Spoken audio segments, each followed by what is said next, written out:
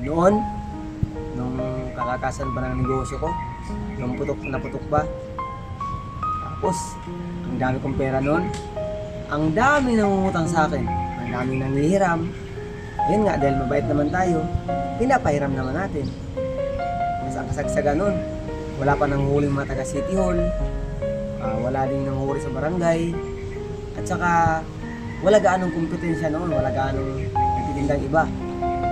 Kaya dahil mabait ako, nagpapahiram ako ng pera noon. Walang bayad-bayad.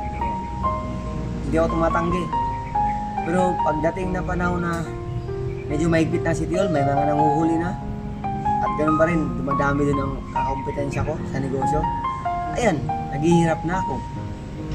Kaya nung naghirap na ako, sinubukan kong umiram naman dun sa mga nangihiram sa akin ng pera.